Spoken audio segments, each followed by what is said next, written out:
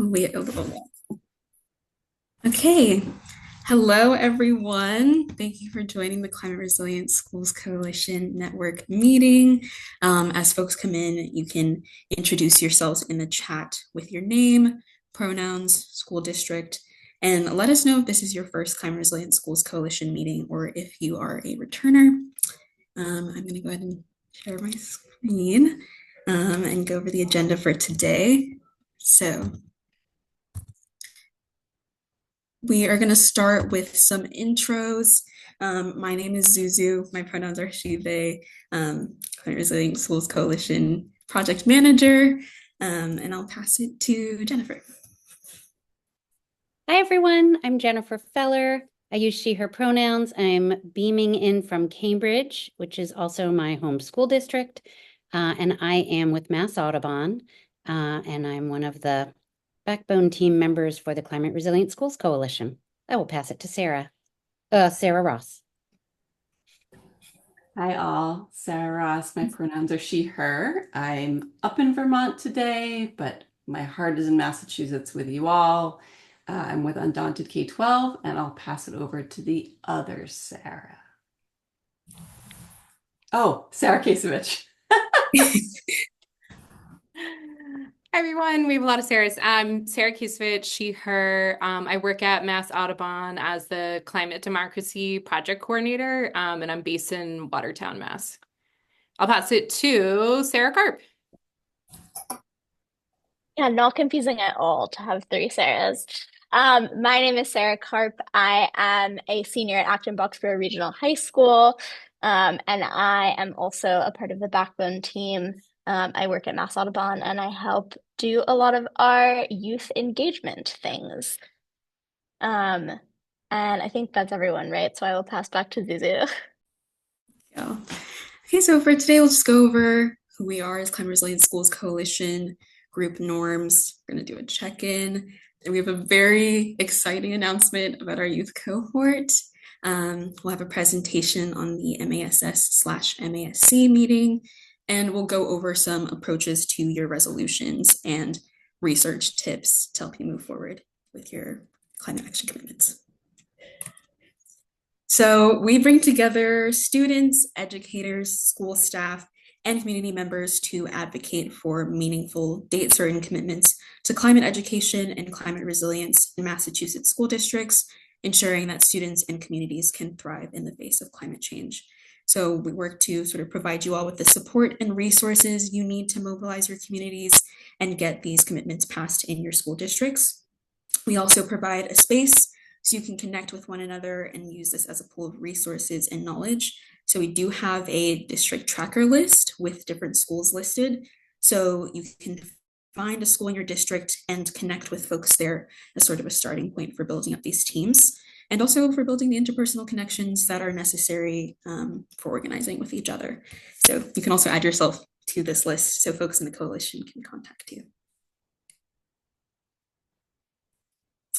As far as group norms, we just ask that folks participate with respect, humility, and grace for others.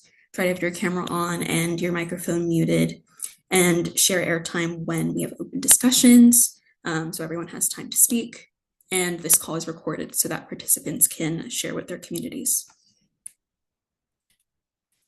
I also wanted to sort of open space for a check-in. I know it's been a tumultuous time for a lot of people. Can't necessarily take a political stance, but we are political around climate. And so I think as many emotions that have been flying around, it's also important to realize that just by being here, we're doing the work of community organizing and taking the small steps that lead to big actions and the work that is practical that needs to get done in our communities. And so we just wanted to sort of provide a space for folks to check in with one another, ask how you're doing. So we will be setting up into breakout rooms just so folks can sort of share open, honest opinions and emotions as of late and have honest conversations with one another. So we'll be set up into pairs and breakout rooms.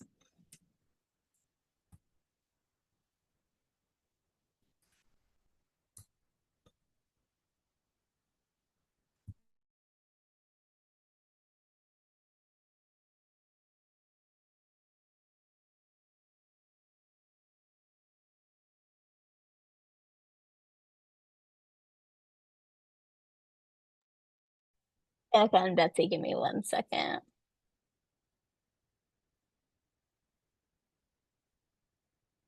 Don't bother. I'm kind of sick. So I just really gonna listen in. All right. Thank you. Nice to see you guys. Nice to see you, Betsy. I can go join room 8 with Bonnie. Is that okay, Sarah Carp? Yeah, that'd be awesome. Hi, Bonnie. You're on mute. Hi, good to see you. Hi. Thanks for the invite to this. Yeah, no worries. How are you guys doing? Doing all right. Yeah. Yeah. Yeah, this week we're doing a big party for the founders of the organization that I am leading. So there's like a nice handoff party happening. The lieutenant governor will be there. So there's like a lot of moving parts, and it's an exciting time, but a little bit daunting. Yeah. Because everyone's expecting me to have answers around our wind port, and I'm like, I don't know.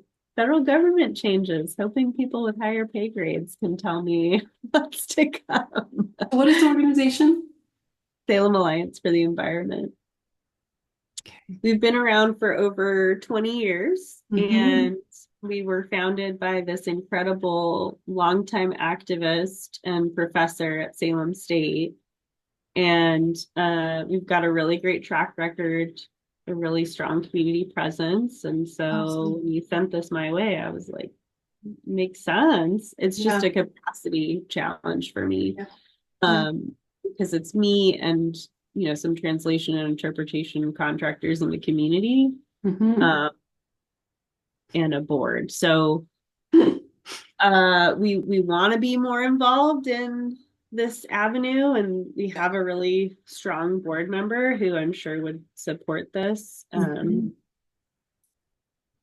But yeah, I'll have to see what the capacity is and what the board's interest is. But thanks for letting me sort of check it out. Yeah, no worries. And I know Jennifer Feller, one of my co-conspirators here at Mass Audubon, she made some connections. She has some connections in Salem also through Mass Audubon, which is, of course, has kind of tentacles into all sorts of communities. And, we have the teachers unions also. We kind of tap those places for adult allies too. So even if it's just you kind of like knowing that this exists, and it doesn't have to be a big lift for you, but just knowing and being able to connect dots for young people as they need it, and just, And I think so the Mass Audubon has a program in the PEM, in the PBD Essex Museum, that they do with, so I'm sure there's a strong North Shore presence that you all have because of that. One vision I've had for SAFE for a long time, but I was waiting for us to be more structured and resourced before I brought in young people, was to have a youth advisory council that just rotates out. And so if young people are looking for further ways to connect through, the work that they're doing with you all, that would be, something that we might be able to provide in the next couple months. Great. Well, we had more than 2 students, I believe, apply from Salem. So I could also just give you the, full applicant list for young people that raise their hand, because we could only, we're paying these students $1,000 each for a school year worth of engagement, and we only had so many dollars, so we had to kind of be picky and choosy. So I'm happy to share kind of the, other young people that were interested in this work. That's fabulous. I'm excited to hear that. And I know you guys are building a new school, right? Yeah. So do you work with our sustainability department at all? There was a woman who left, right? Or no, maybe she was in Gloucester. Now I'm getting my North Shore communities confused. Our sustainability director is Neil Duffy. Oh, yeah, that's right. It's Neil. Sorry. Oh, okay, good. You are connected to Neil. I haven't talked to Neil in a while. I saw Neil, actually, the last time I saw Neil was with your mayor too, in person at a Mass Inc. thing. And Neil's, very savvy, as you know, and kind of seems to be up on stuff. So, but I should check in with him to make sure he's hip to all the like tax credit stuff for your new school building. Mm-hmm. And I occasionally like send emails to his team from this program because I'm like, I'd love to get involved, but we're not there yet. Are you involved? Oh, okay. Great. And when you sent a very direct call, I was like, well, I'm gonna check it out. But he is on the team, the oversight team for the new high school. So that's why I bring him up as the key player to speak with. Yeah. Okay. I should drop him a note. Yeah. Yeah. Okay. Mm-hmm. How's the family? I don't know. How are you? I haven't heard from you. Oh, it's been quite a kick in the gut, between just my professional life talking about, I've spent the last 2 years talking all about this, federal policy that supports clean energy schools. So we're now in the hot seat around what may happen. And then I have a non-binary child. So it just feels like the world got, a lot less safe for a non-binary kid, Mm-hmm. So our representative made some terrible comments. Yeah. Oh, Seth, bummer. Yeah, we're gonna replace that guy. What a disaster. And that he's tripled and doubled down. I'm so sorry. Yeah, so yeah, I just feel like both in my personal life and in my professional life, it's hard to get away from the living nightmare that is every day these days. But, Yeah. trying to find my sea legs again and find my fight again and, get there. So Yeah. Yeah. Well, thank you so much for coming today. It's great to see you. And if you guys want to escape Salem and come to Vermont sometime, which is where I am right now, get you up here for visits. We are always excited to do that. Yes, especially as it gets colder. Yeah. Something to do. Let's find a time. We have good guest quarters and lots of acres, and we cross country ski up here. So be nice to see you guys again. Okay. Awesome. So yeah, I hope folks had time to sort of just decompress and talk to each other, get to know one another. I love getting to know people on a personal level, so I hope this was good for you. Well, we do have our exciting announcement about the youth cohort, just to bring us back to something fun. So we just launched our youth cohort, which is a team of 15 Massachusetts public high school students, selected out of 70 applicants. And these students will be joining or forming district teams where they will write and campaign for climate action commitments under the guidance of their teams. They're currently participating in training with Climate Reality Project and learning about leading campaigns, and soon they'll start the work with their district teams. We're really proud of this group of youth, and we want to give them a chance to introduce themselves. So if you're in the youth cohort, just look out in your chat box because we're going to message you when it's your turn to introduce yourself. And we'll have you share your name, pronouns, school you attend, and what school district and grade. Their information should also be in our district tracker list if you want to follow up with them. But you can also contact me or Sarah Karp with any questions you have around taking a mentorship role in our teams. So, Suzu, can we stop sharing the slides right now so we can see faces while they're introducing themselves? Awesome.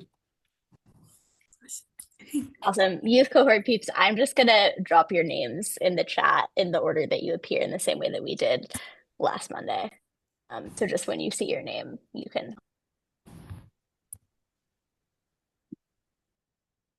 Hello, everybody. My name is Stella, and I attend Greenfield High School. I use she, her pronouns, and I'm a senior. I think that's all. Hi, my name is Megan. I use she, her pronouns. I'm a senior at Mass Academy, and I'm in the Worcester district.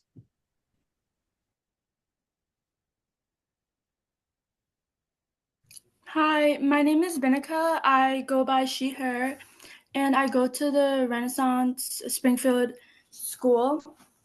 And um, yeah, is that all?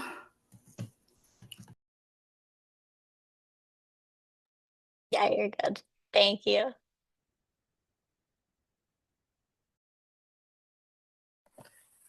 Hi, I'm Lily. I use she, her pronouns. I go to Lowell High School in the Middlesex County, and I'm in grade 11.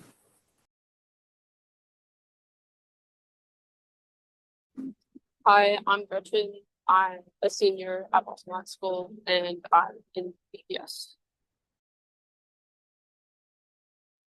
Hi, my name is Michaela. I'm my she, her pronouns. I go to the Springfield Renaissance School, in the Springfield district, and I'm in 10th grade. Is there any youth cohort person who is on this call who has not introduced themselves yet? Okay. I think that's everyone who's here with us today. Obviously, we do have some other folks that are not, that couldn't make it today. And we do have a couple more districts that are represented in our larger list, Everett and Salem, which I think is just relevant from the vantage point of kind of, we are trying to bulk teams there. Actually, Everett, Salem, and Revere. And so, if we want to rely on the networks of the broader coalition, and so, we encourage you to kind of connect directly with youth cohort folks in all of these districts. If you have connections to offer those teams, and also you can connect with me and Zuzu on that directly. Awesome. I also want to thank some of our funders for the youth cohort. That's Revision Energy, Cooler Communities, and Mass Audubon. And we have 8 districts represented, and you can get in touch with them on anything that you need. So, yay! I'm going to go ahead and pass it to Sarah Foss. We have a presentation on the MASS/MASC meeting. Sarah and Catherine. Great. Yeah, I won't put up slides myself. I think Catherine can do some slides. So nice to see you all. You all got several emails from us in the past few weeks, so thanks for opening those and following along. And one of them was an action alert for you all to ask your superintendents and our school committee members to attend a presentation that we had. They have annual meetings every year, usually on the Cape. So this one was in Hyannis last week. And it's a great chance to address school leaders. And so I was moderating a panel alongside our climate office that had a bunch of state leaders who I've been working with as part of a working group to really bolster up both the financial and the technical supports that we have for improving our existing school buildings. So on the panel, we had utility representatives from Mass Save. We had the School Building Authority, which funds mostly new construction, but also increasingly renovations. We had our Green Communities leader, Joanne Becerra, and they were all talking about new pots of money and new supports. Another one of the groups we had was the Mass CEC. And so I invited Catherine from the Mass CEC to come and just talk about one of those new pots of money that happened that we talked about that panel. But I wanted to thank you all because the room was filled. It was great. We had a bunch of superintendents and school committee members there. So you all did your work, you sent your emails out, and you got some people in the room. So thank you for doing that. If you're following along in the notes today, you'll see a link to the presentation that we use. So I know it's not the same as being in the room and having the voiceover. Slides alone can be a bit cryptic, but in case you're curious, you can click into that link and see the presentation that we gave to some of your superintendents and school committee members. And I had a sign-up sheet and I transcribed that into a Google sheet here. So you can actually click on B and see who was in the room. And if your superintendent or your school committee member was in the room and heard the spiel, it's a great time, it's a great opportunity for you to send them a note and thank them for showing up, right? We don't always want to be going to leaders kind of with asks, give me, I want. We also want to be going to them saying, thank you. Thank you for being there. Thank you for listening. I'm here to be a partner. So see if you had someone from your community in the meeting and take this opportunity to thank them for being there. So with that, I will turn it over to Catherine. Again, she's going to talk about one of the pots of money that we talked about that's available and coming. I shouldn't say available because it's not there yet, but is on the horizon and exciting. And this is really just to give you guys a sense of, again, things that you could be talking about with your district leaders that they should be paying attention because they're new and exciting resources that are on the way from our state. So Catherine, I'm going to pass it over to you to share your slides if you'd like to do, and yeah, let me get set up here. Perfect. Are you all seeing the main slides We are. and not the presenter view? Okay, yep. Wonderful. So hi everybody. Like Sarah mentioned, my name is Catherine Strauss. I'm a program manager at the Massachusetts Clean Energy Center. And for those of you who may not be familiar with Mass CEC, we are a quasi-state agency that's tasked with growing the state's clean energy economy and helping the state meet its climate reduction goals. And part of the work that we do is focused on decarbonizing buildings. And so I'm really excited to talk to you about a new program called Green School Works, which is still in its program design phase, but set to launch in January. And so this is a very high level overview of the program, but I'm hoping that you all can take what you hear during the presentation to your school leaders, get them excited about this new funding opportunity when it becomes available to help us get the word out. So just a little program background. The program is funded with $60 million from the state that was awarded as part of the Green School Works legislation in 2024. The intent of the legislation and the funding is to be able to provide K through 12 public schools or districts with funding for decarbonization planning and clean energy projects, specifically prioritizing high needs districts. And sorry, one more note about that. So the money, the funding that's coming from Mass CEC is really in those two buckets: funding for technical assistance for the decarbonization planning and funding for the actual implementation of clean energy projects. So for the technical assistance work, really no matter where your school or district is at in your process, whether your school has not done any decarbonization planning yet, or you've done some and are ready for the next step, we have funding to help you along. And again, this funding is available specifically for high needs school districts, and I'll talk a little bit more about what that means when I get into the selection criteria. But, no matter where you are, there's funding for you. The other thing to know, like Sarah mentioned, there are a lot of state agencies and utilities like Mass Save right now who have funding to decarbonize schools. And we're working really closely with those partners to make sure that our funding and our programs are all aligned so that it is a seamless experience for schools or districts who are wanting to decarbonize their schools. And the technical assistance funding, this is actually non-competitive money. So we'll be giving out about 200 awards ranging between $50,000 to $120,000, depending on what kind of planning is needed. I can provide more information, or if people have questions at the end, I won't get too into the weeds on that, but just want you to have a sense of how many awards there are and sort of what the dollar amounts are.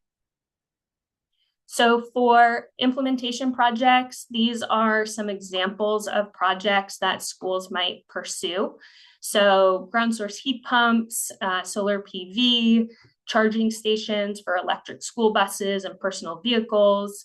And then these are also more examples that are eligible for Green School Works funding. A number of these types of projects sort of get you ready to do the example projects on the left. So upgrading the building wiring, repairing your roof so it's ready to have solar PV installed, replacing windows to improve energy efficiency, installing air source heat pumps.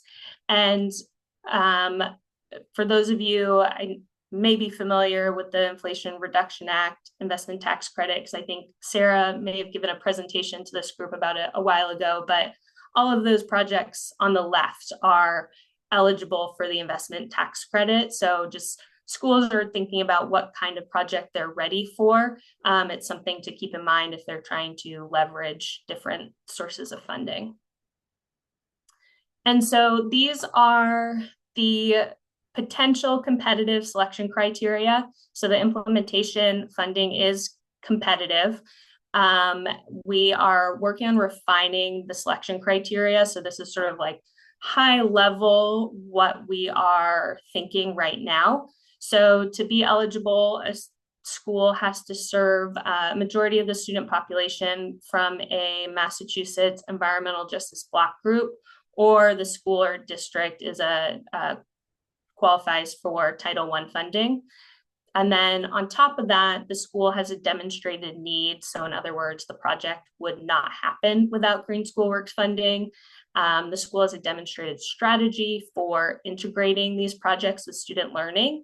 And the project intends to maximize the investment tax credit funding. So just going back to that list of projects that was on the left side in the last slide, we'll be probably thinking about that and those projects when we're thinking about which ones to select. So in terms of the program timeline, we are right there in the middle with that handshake right now. So we're finalizing the program design. We are working on the request for proposals for the technical assistance consultants. And then come January, our goal is to launch the program and open the applications.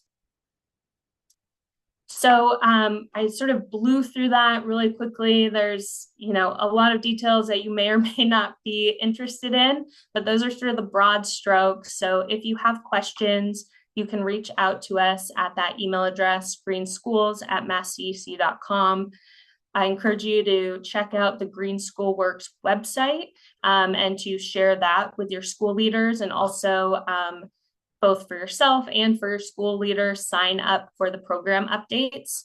So I provided the link there. It's also linked on the Green School Works website, and that's the best way to stay up to date on any progress and when the program launches. So yeah, thank you. I don't know, Sarah, if we have time for questions or not. If not, that's fine. You have the email address. Yeah, let's, if there are questions, why don't you stop sharing? Perfect, thanks. Anyone have a question for Catherine? Tom? Yeah, Tom. Yeah, just wanted to hear your response to this morning's Mass Power Forward meeting, which is a big coalition of statewide environmental groups that meets every 2 weeks. There was some conversation about the network geothermal work that's been done in Framingham and other places. And in response to that, a whole bunch of people, like 3 or 4 people, talked about geothermal in their community, and it was all about schools. I guess there's some community that was voting on planning tonight, and somebody else was looking at it. I don't remember who was who at the moment. I can look it up. But I guess my question is, Massachusetts has kind of taken the lead on this because of the network stuff. Can we translate that to schools? Or I know it's already being done some places. Yeah, I mean, that's really exciting to hear that schools are pursuing that. I think it's very appealing right now because they are eligible for the investment tax credits. Not all ground source heat pumps are not right for all schools, just because they do require a significant amount of space, which, you know, for schools in more urban areas doesn't necessarily make a lot of sense. But in terms of Green School Works, we're thinking about ground source heat pumps a little bit differently for our funding, where, and again, this is all, none of this is final. Just want to keep emphasizing this is all sort of proposed right now. But ground source heat pumps specifically would be eligible for, rather than a grant, for a loan to help them get the project started, be able to take advantage of the investment tax credit, with the idea that when that project is complete and they receive that tax credit, they then pay the loan back to Mass CEC, so we can put that back out again to help other schools take advantage of those tax credits and install ground source heat pumps. Okay, thanks. Yeah. Tina. Hi, thanks for your presentation. Really exciting. My question is there a list of criteria for a town school district to apply for one of the grants? We have not put out a specific list of criteria yet. We're still refining what that will look like. I think there'll be, you know, I shared sort of like broad, high level stuff. There will also likely be some more technical aspects like building age, when was the last roof repair, boiler age, things like that. And what we're thinking that will look like right now is sort of a scoring system where different criteria will be awarded different points. And once that application opens, you know, we want to be as transparent as possible about this so schools can decide if it makes sense for them to apply and how they might score relative to other schools. So, you know, once that's out, schools will be able to take a look at that criteria and have a pretty good sense of how they would score. So again, that's not out yet, but I definitely encourage you to sign up for those program updates so you know when that information becomes available. And we can sign up for that on the website, I'll put the link. Green School Works. Yeah, if it's not Somebody already, I'll put that in the link. Sky put the link in the chat, and if you scroll down, there's a little button there that says sign up for program updates.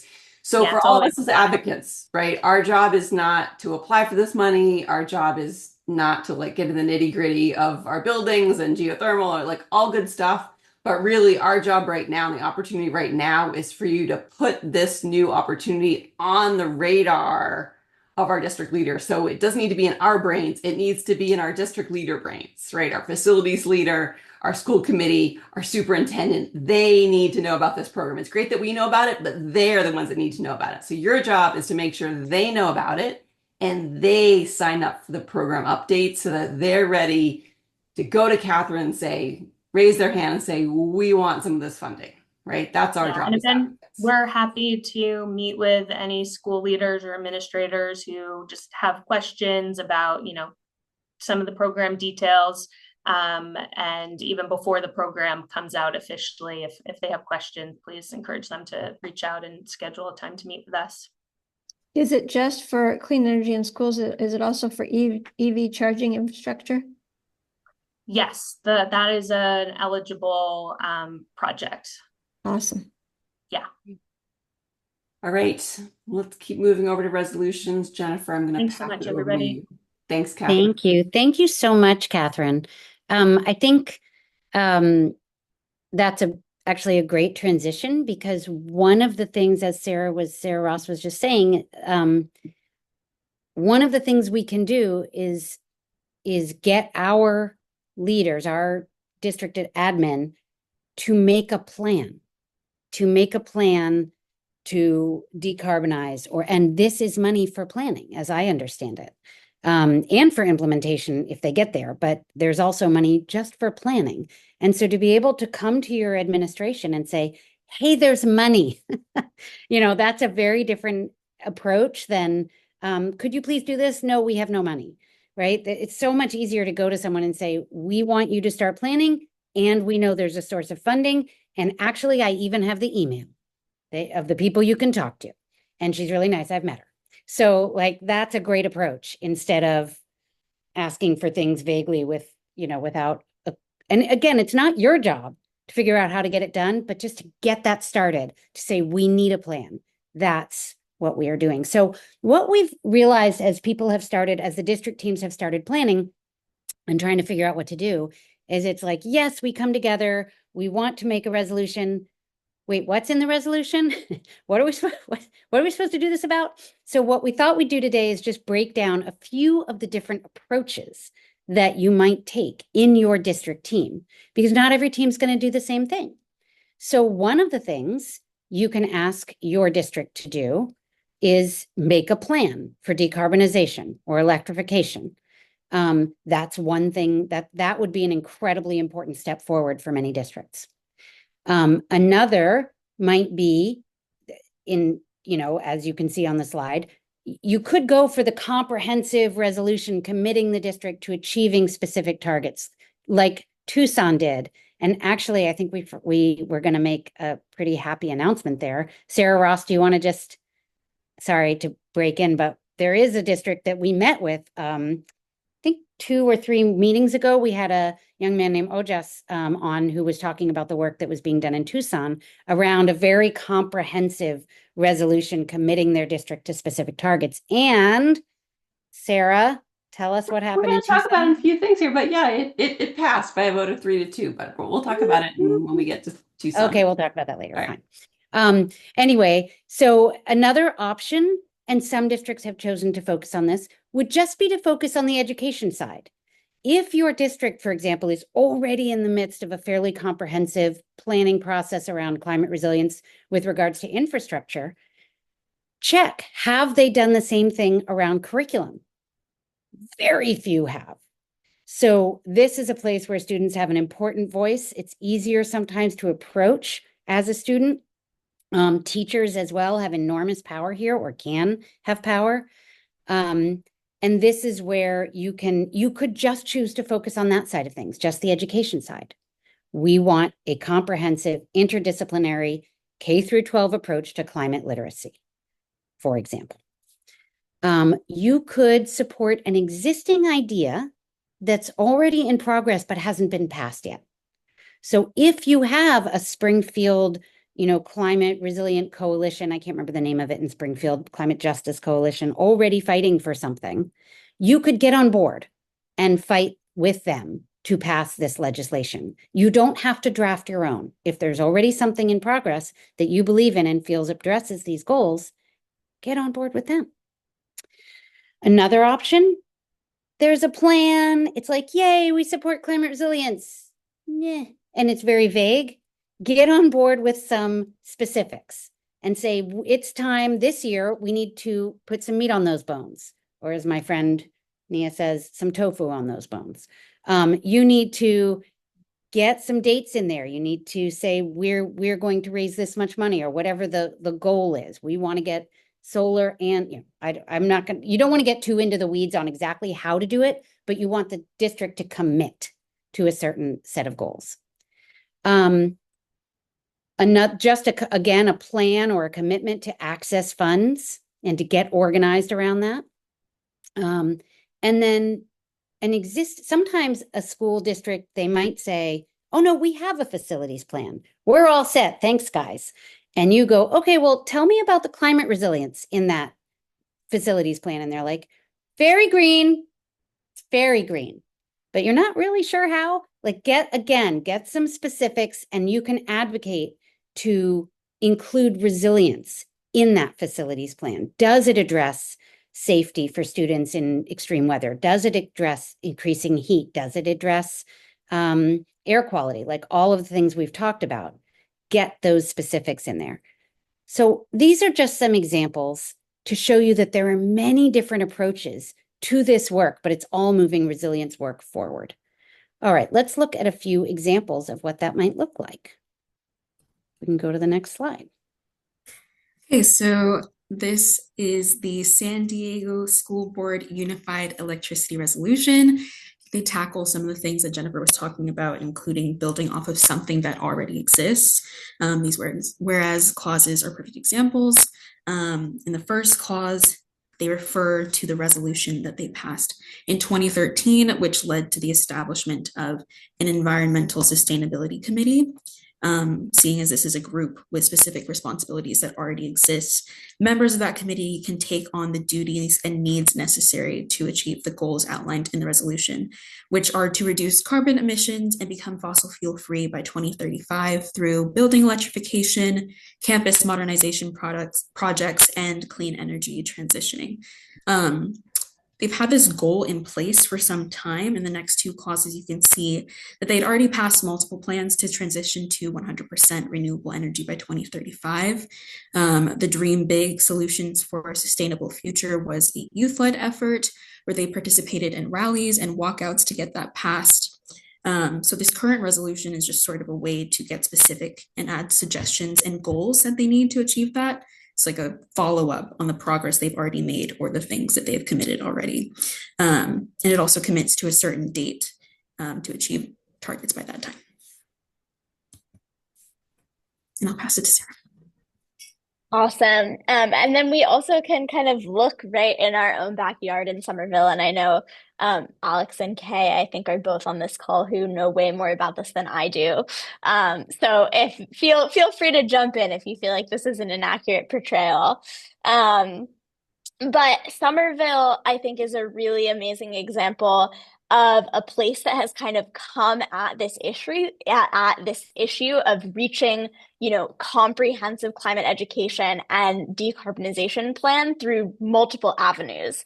And so in 2022, Somerville committed to creating this climate change curriculum committee in their teachers union collective bargaining agreement. And so they passed this clause as part of the Somerville Educators Union contract that kind of has catalyzed all of this movement around creating climate curriculum in the district. And so that sort of, spurred action and conversation around the curriculum side. And then we can see in 2024, Somerville also passed an infrastructure resolution for a carbon neutral district to kind of tackle the infrastructure element. And I think one of the very cool things about this resolution is also that we can see it referencing city policy that's already existing. So it's very clear that even within this infrastructure resolution that is specific to the schools, that they're building off of these existing city programs and the existing town climate action plan. So yeah, kudos to Somerville. And obviously Somerville is awesome because we have people here as resources that are kind of within our coalition. And so if you're interested in talking with those folks more, I'm sure that they would be happy to kind of offer some more expertise on this. Awesome. I'll go ahead and pass it to Sarah just to talk about the Tucson resolution that got passed.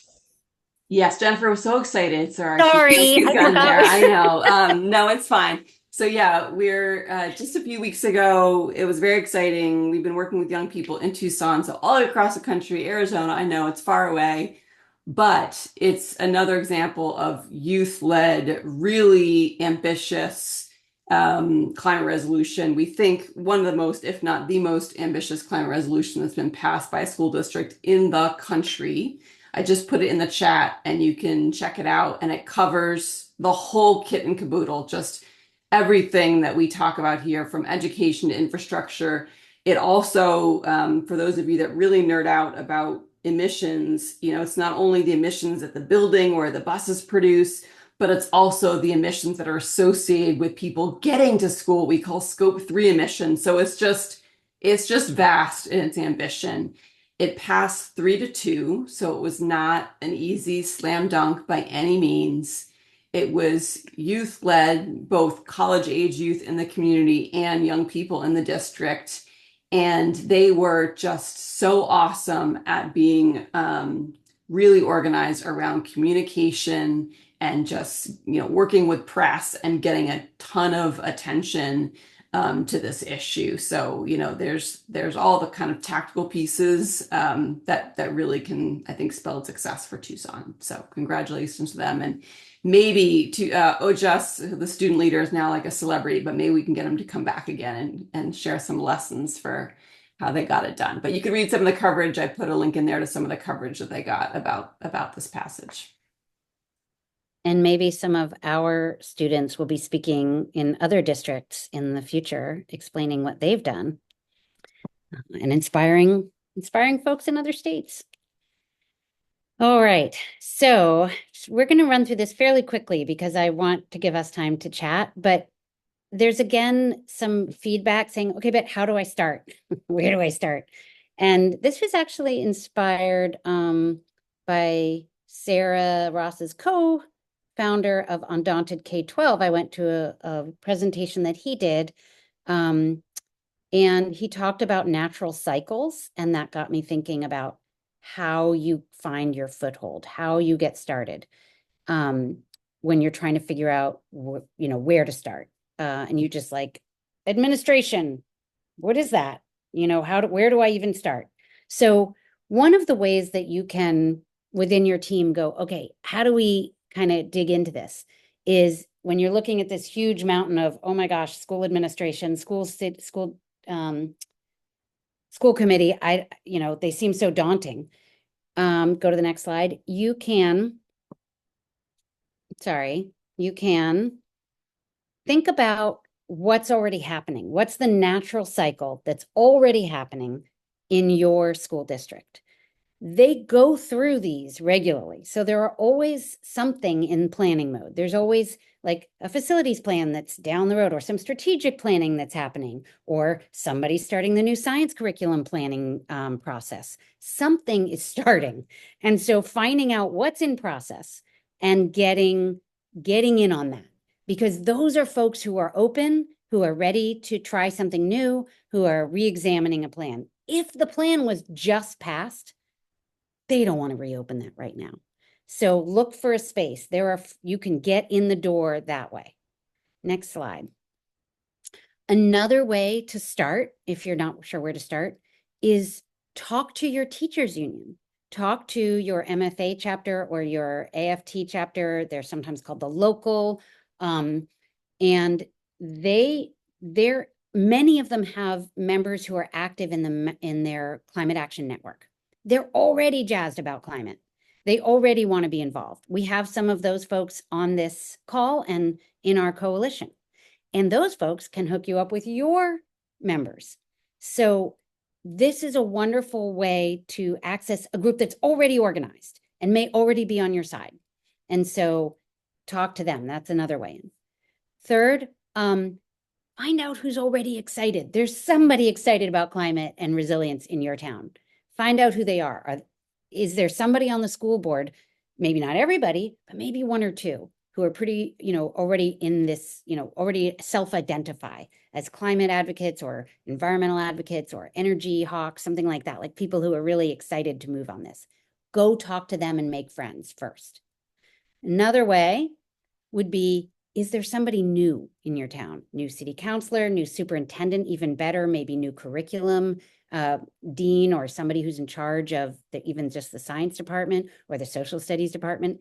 Somebody new is, again, looking for a new win, right? They want to be like, wow, we've got this new initiative and it's going to be awesome. Offer that to them. You can solve their problem. You can say, I've got something fantastic and it's got money attached that you can bring to the district. That makes them feel great. So that's another way in. These are just some ideas, some ways to get started. For the youth on this call, we will have some follow-up with actually more detail on each one of these strategies, so that you can start doing that research and digging in. For the adults, for other folks who are not in the youth cohort, you can also ask for that guidance, or you probably can just get started in your team by figuring out where these footholds are that make the most sense for your district. All right. So we can, I think, take down our slides. Am I right? This point? Yeah. So I think we were going to just talk a little bit about well, I want to open the floor. We have 9 minutes, so we don't have a long time, but I want to open the floor up to find out where you are, where you think your footholds are in your community, what type of resolution you're thinking about going for on your team, if you're there yet. And if you're not on a team or you haven't started that work, what footholds do you know of or opportunities are you aware of that might inspire others to take advantage of them? So I'll let that, just think about that for a minute. What in your town, in your community, in your district is an opening for you or an approach that you might take? And if you have a different question on a different subject or you have an announcement, you're also welcome to offer that at this time. Tina, do you want to get us started? Oh, sorry, Sure. Tina G and then Tina C. Okay, thank you. Thank you, Jennifer. That was really helpful because I live in Hudson, Mass. We have a nice green communities group called Green Hudson. And we have some an environmental club at the high school. We have so we have some people in town who are really interested in working on clean energy and climate. So what I've done is I've gone and talked to the PTA groups at the elementary schools. And I had talked to the school committee. I haven't gotten anybody who's come and said, yes, they'd like to be part of the Hudson Climate Resilient Schools group. But I like your idea of going to the teachers union or teachers group. So if you would just let me know who I can contact to find out who that would be in Hudson, I would appreciate that. Absolutely. So Tom just dropped into the chat that Tom is in the MTA Climate Action Network. Yep. So is Alex Hershey. So I think Bram Marinas is also here, who also I think is in that. And those might be good places, good folks in the coalition to start with. Yep. Certainly don't have to go through us, and just ask them to connect you. That's beautiful. I know both of those lovely gentlemen and I will connect with them. Thank you. That's fantastic. All right. And Tina C.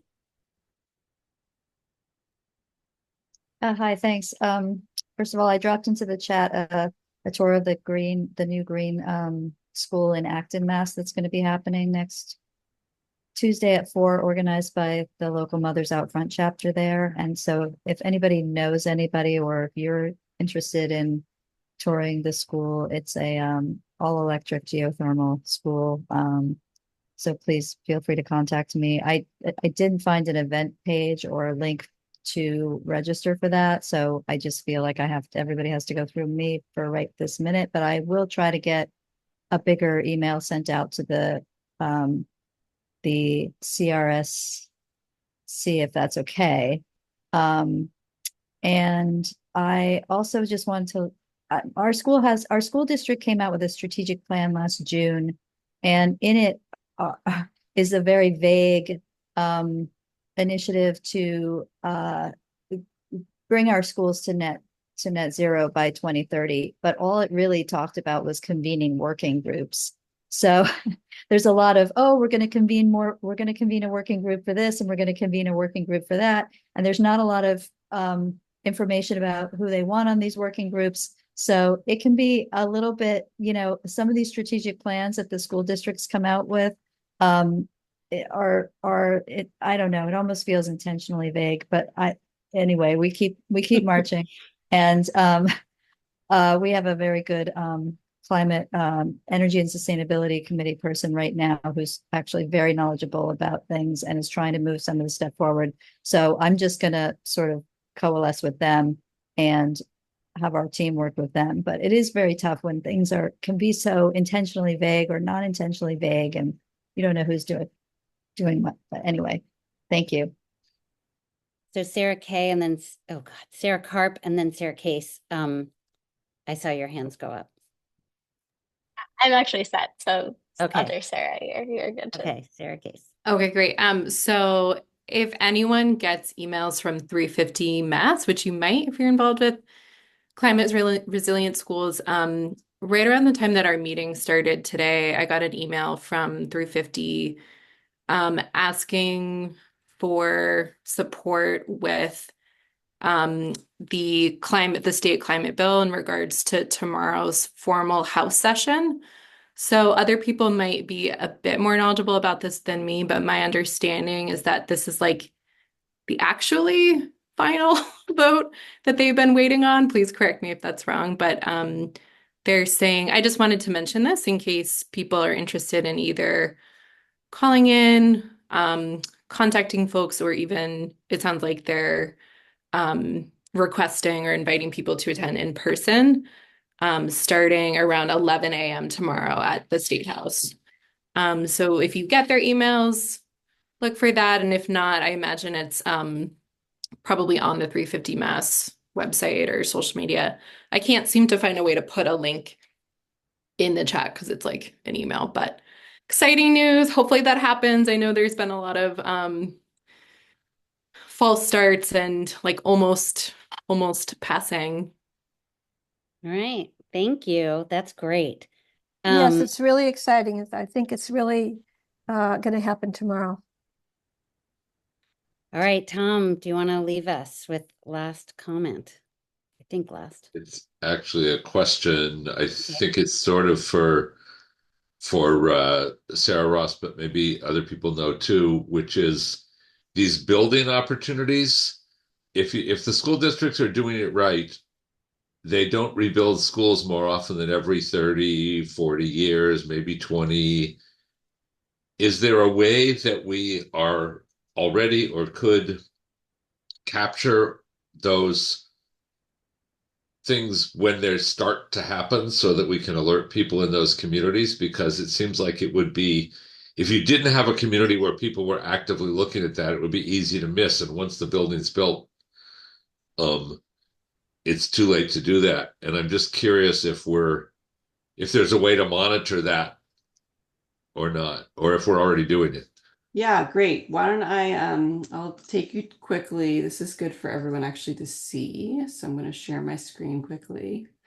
Are you all seeing the Massachusetts School Building Authority website? So if you go to their website and you click over here to Building with Us, and you see capital planning information, project information, they regularly update these reports to show all the school building projects happening. So if you go into the pipeline report, you will see these are schools that are early in the stages. So they go from choosing an OPM. I don't need to they basically progress from top to bottom here. Schematic design. Okay, we've got a vote pending. Here's your Canton project that you were talking about earlier, Tom, right?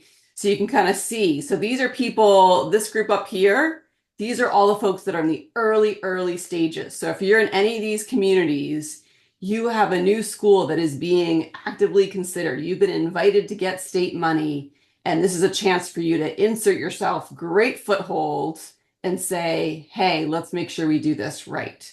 I will say the building code is kind of pushing everyone, most folks to do all electric at this point, but it's a great experience for people to have a positive experience building a school with these new technologies. And then we can think about, how do we bring that to our existing school buildings? Fantastic. I'll put this in the chat. Yep, I just did. And that is such a great resource. I want to just get one last comment or question from Lily, because she is one of our youth cohort members from Lowell.